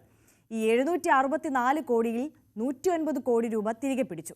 പെട്ടെന്ന് പണമുണ്ടാക്കാനുള്ള വ്യാമോഹത്താലാണ് ഈ കുഴിയിൽ ചാട്ടം. ആട്, തേക്ക്, മാഞ്ചിയം മുതൽ ഹിമാലയ, എവറസ്റ്റ് ചിട്ടിഫണ്ട് തട്ടിപ്പ് വരെ, പിന്നീട് ടോട്ടൽ ഫോർ യുവിലേക്കും അവിടെ നിന്നിങ്ങോട്ട് പാതിവില സ്കൂട്ടർ തട്ടിപ്പ് വരെയുള്ളവയ്ക്ക് തലവെച്ചു കൊടുത്ത മലയാളി ഇതൊക്കെ കൊണ്ട് എന്തെങ്കിലും പഠിച്ചോ എന്ന് ചോദിച്ചാൽ നഹി എന്ന് പറയേണ്ടി വരും. കഴിഞ്ഞ ഒരു വർഷം മാത്രം ഓൺലൈൻ തട്ടിപ്പിന്റെ പേരിൽ സംസ്ഥാനത്ത് രജിസ്റ്റർ ചെയ്തത് 42,000-ലധികം കേസുകൾ. ഡോക്ടർമാർ, ടെക്കികൾ, അഭിഭാഷകർ, വൻകിട ബിസിനസ്സുകാർ തുടങ്ങി സർവ്വമേഖലയിൽപ്പെട്ടവരും തട്ടിപ്പിന് ഇരയായവരുടെ കൂട്ടത്തിലുണ്ട്. 10 വർഷം മുമ്പ് 100-ൽ താഴെ കേസുകൾ രജിസ്റ്റർ ചെയ്ത സ്ഥാനത്താണ് ഇപ്പോഴത്തെ വൻ വർധന. സംസ്ഥാന പോലീസിന്റെ സൈബർ ഓപ്പറേഷൻസിന്റെ ഇടപെടൽ ഒരു പരിധിവരെ തട്ടിപ്പ് തടയുന്നുണ്ട്. തട്ടിപ്പുമായി ബന്ധപ്പെട്ട ഒരു വർഷത്തിനിടെ 12,624 ഫോൺ നമ്പറുകൾ ബ്ലോക്ക് ചെയ്തു. 39,405 EMEI നമ്പറുകളും റദ്ദാക്കി. ബിനാമി അക്കൗണ്ടുകളിലൂടെ കോടികൾ ഒഴുക്കിയ 36,451 മ്യൂൾ അക്കൗണ്ടുകളും മരവിപ്പിച്ചു. 7,126 തട്ടിപ്പ് വെബ്സൈറ്റുകളും 436 വ്യാജ ലോൺ ആപ്പുകളും 6,543 സോഷ്യൽ മീഡിയ അക്കൗണ്ടുകളും ഈ കാലയളവിനുള്ളിൽ നിരോധിച്ചു. സാമ്പത്തിക തട്ടിപ്പ് തിരിച്ചറിഞ്ഞാൽ 1 മണിക്കൂറിനുള്ളിൽ പോലീസിനെ ബന്ധപ്പെട്ടാൽ പണം തിരികെ കിട്ടാൻ ഉള്ള സാധ്യത വളരെ വലുതാണ്. പണം തടഞ്ഞുവെക്കാൻ ബാങ്കുകൾ പോലീസുമായി സഹകരിച്ച് പ്രവർത്തിക്കുന്നുണ്ട്. ന്യൂസ് 18 തിരുവനന്തപുരം. ഇക്കാര്യത്തിൽ നിരന്തരം മാധ്യമങ്ങൾ അവബോധം നൽകുന്നതാണ്. സർക്കാർ തലത്തിൽ ബോധവൽക്കരണം നടക്കുന്നതാണ്. എന്തിന് ഏറ്റവും ഒടുവിൽ ഇപ്പോൾ നിരന്തരമായി നമുക്കറിയാം, നമ്മൾ ഈ ഫോൺ ചെയ്യുന്നതിന് മുമ്പ് കേന്ദ്ര സർക്കാരിൻ്റെ ഒരു അനൗൺസ്മെൻറ്റ് പോലുമുണ്ട്, ഈ ഡിജിറ്റൽ തട്ടിപ്പിൽ വീഴരുത് എന്നുള്ളത്. ഇത്തരത്തിൽ എല്ലാ ദിവസവും ഓരോ നിമിഷവും ഓർമ്മിപ്പിച്ചിട്ടും വീണ്ടും ഇത്തരത്തിലുള്ള തട്ടിപ്പിൽ ചെന്ന് ചാടുന്നവരുടെ എണ്ണം ദിനം പ്രതി കൂടിക്കൊണ്ടേയിരിക്കുന്നു എന്നുള്ളതാണ് സാഹചര്യം. നമ്മൾ IPL വാർത്തകൾ നോക്കാൻ പോവുകയാണ് ഇനി. IPL-ൽ ചെന്നൈ സൂപ്പർ കിങ്സിനെതിരെ റോയൽ ചലഞ്ചേഴ്സ് ബാംഗ്ലൂരുവിന് തകർപ്പൻ ജയം. 214 റൺസ് വിജയലക്ഷ്യവുമായി ബാറ്റിംഗിനിറങ്ങിയ ചെന്നൈക്ക് 5 വിക്കറ്റ് നഷ്ടത്തിൽ 211 റൺസ് നേടാനേ സാധിച്ചുള്ളൂ. അവസാന പന്ത് വരെ ആവേശം നിറഞ്ഞു നിന്ന മത്സരത്തിൽ 2 റൺസിനായിരുന്നു ബാംഗ്ലൂരിന്റെ വിജയം. IPL-ൽ ഇന്ന് 2 മത്സരങ്ങളുണ്ട്. ആദ്യ മത്സരത്തിൽ കൊൽക്കത്ത നൈറ്റ് റൈഡേഴ്സ് രാജസ്ഥാൻ റോയൽസിനെ നേരിടും. പ്ലേ ഓഫ് സാധ്യതകൾ നിലനിർത്താൻ കൊൽക്കത്തയ്ക്ക് വിജയം അനിവാര്യമാണ്. അതേസമയം ടൂർണമെന്റിൽ നിന്ന് പുറത്തായ രാജസ്ഥാൻ നില മെച്ചപ്പെടുത്താനാണ് ഇറങ്ങുക. പരിക്കേറ്റ ക്യാപ്റ്റൻ സഞ്ജു സാംസൺ ഇന്നും കളിച്ചേക്കില്ല. വൈകിട്ട് 3:30 കൊൽക്കത്ത ഈഡൻ ഗാർഡൻസിലാണ് മത്സരം. രണ്ടാം മത്സരത്തിൽ പഞ്ചാബ് കിങ്സ് ലക്നൌ സൂപ്പർ ജയൻസിനെ നേരിടും. ജയിച്ചാൽ പോയിന്റ് പട്ടികയിൽ 1-ാം സ്ഥാനത്തെത്താൻ പഞ്ചാബിനാകുമ്പോൾ ലക്നൌ സൂപ്പർ ജയൻസിന് പ്ലേ ഓഫ് സാധ്യതകൾ നിലനിർത്താനാകും. ഈ മത്സരം രാത്രി 7:30 ധരംശാലയിലാണ്. ഇനി നമ്മുടെ ഫേവറേറ്റ് സെഗ്മെന്റിലേക്കാണ് നമ്മൾ കടക്കുന്നത്, സ്പെഷ്യൽ ഡേ സെഗ്മെന്റ്. അപ്പോൾ ഇന്ന് ആരാണ് സ്പെഷ്യൽ ഡേ ആഘോഷിക്കാൻ ന്യൂസ് 18നോടൊപ്പം ചേരുന്നത് എന്ന് നോക്കാം. 14ാം ജന്മദിനം ആഘോഷിക്കുന്ന ബാലരാമപുരം ഐത്തിയൂരിലെ ആരോമലിന് ആശംസകൾ നേരുന്നത് കൂട്ടുകാരായ ചിക്കു, നക്ഷത്ര അബി, അനു, ഋതിക്, സമ്പത്ത്, സൗഭാഗ്യ, അമ്മു, അന്ന, അനാമിക തുടങ്ങിയവരാണ്. ബാലരാമപുരം സ്വദേശികളായ ഷിബുവിൻ്റെയും ഷിജിയുടെയും മകനാണ് ആരോമൽ. അപ്പോൾ ആരോമലിന് കൂട്ടുകാരുടെ ഭാഗത്തു നിന്ന് വലിയ ആശംസകളുണ്ട്. അപ്പോൾ ന്യൂസ് 18 കുടുംബത്തിന്റെ ഭാഗത്തു നിന്നും എല്ലാവിധ ആശംസകളും നേരുകയാണ്. Happy birthday. തൃശൂർ ഗുരുവായൂരിലുള്ള ലാലു എന്ന വസാർ റഹ്മാന്റെ 7ാം പിറന്നാളാണിന്ന്. ആശംസകൾ അറിയിക്കുന്നത് ഉപ്പ ഷക്കീർ, ഉമ്മ ഷിഫാന എന്നിവരാണ്. അപ്പോൾ ഫസമോന് ന്യൂസ് 18ന്റെ വകയും എല്ലാവിധ ആശംസകൾ നേരുകയാണ്. Happy birthday.